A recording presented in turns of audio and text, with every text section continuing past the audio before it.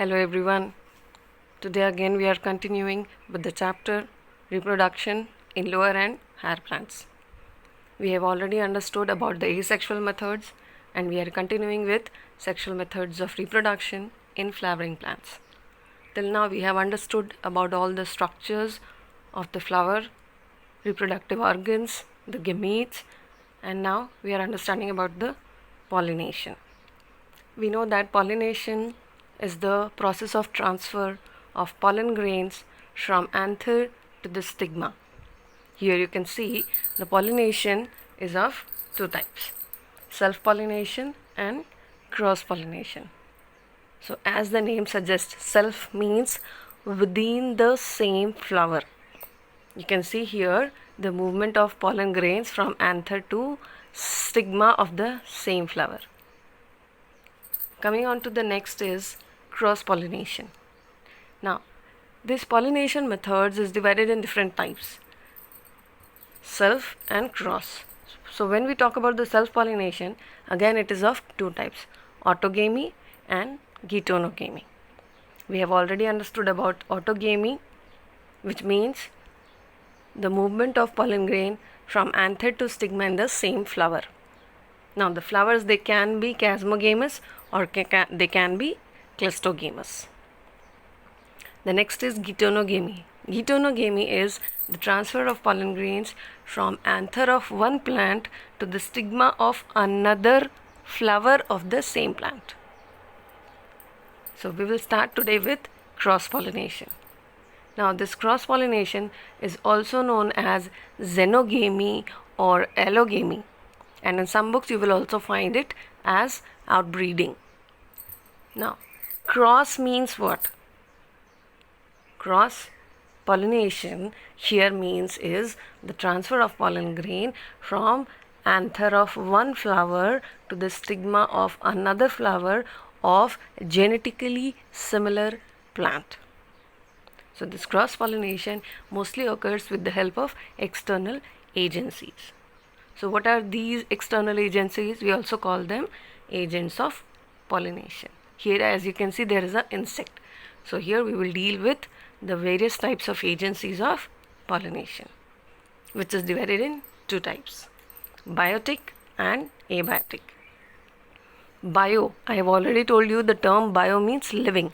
So biotic agencies include all those organisms which help in the transfer of pollen grain, such as insect, birds, bats, snails, ants and snakes.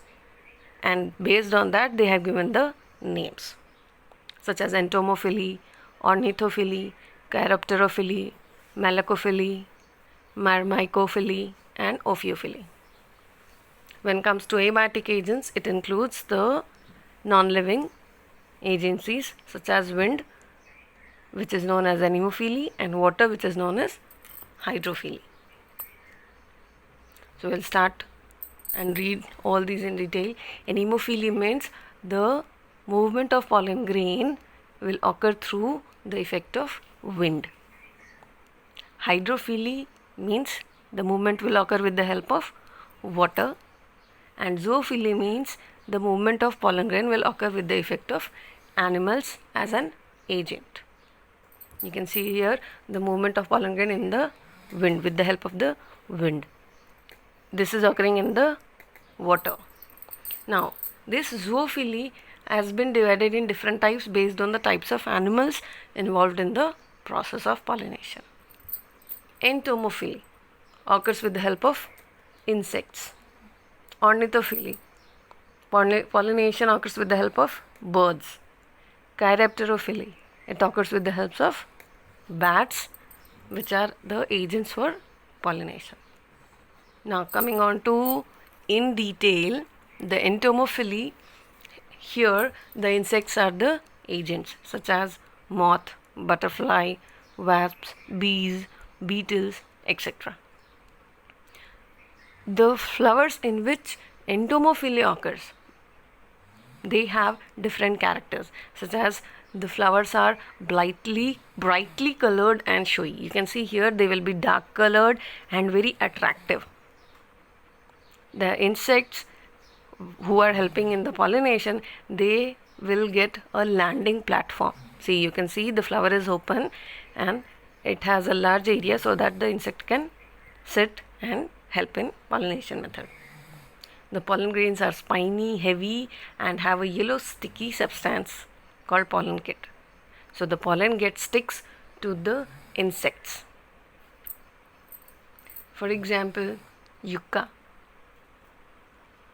You can see here the bee is sitting on the flower collecting the pollen, and then it is going to the another flower.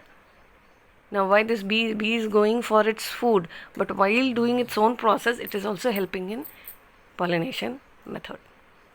Next is ornithophilia, which is performed with the help of the birds, and the birds are mostly small and they have long beaks. Here also, for this method of pollination, the flowers, they have several different types of characters, such as they are brightly colored, such as red, orange, yellow or blue. The floral parts are leathery and they secrete watery nectar, and there is no scent in those types of flowers. You can see here the example: Salmelia, Erythrina, Callistemon. The next is Chirapterophily, which occurs with the help of bats.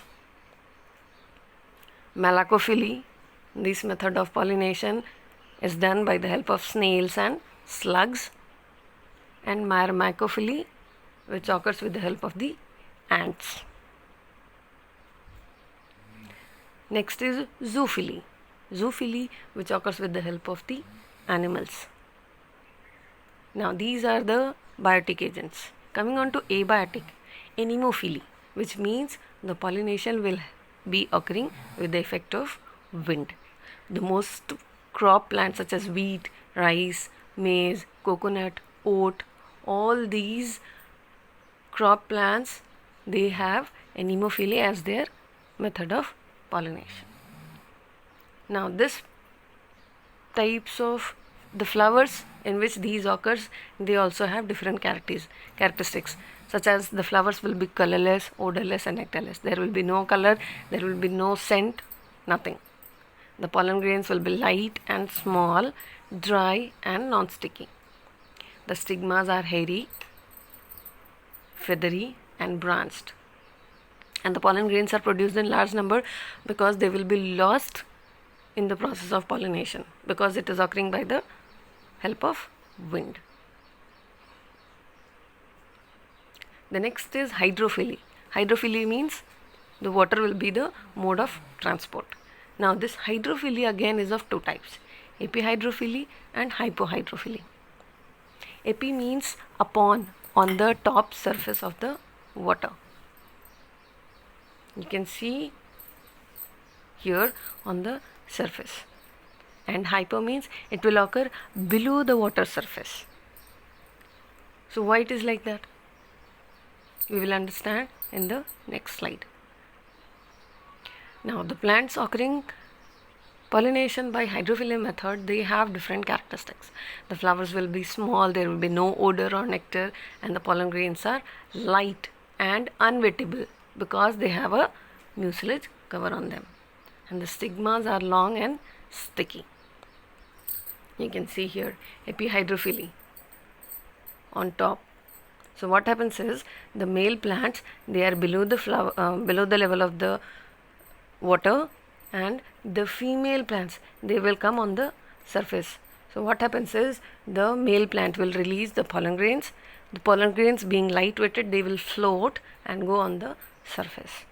And as the female plants are on the surface, their stigmas will receive the pollen grain. You can see this is the stigma.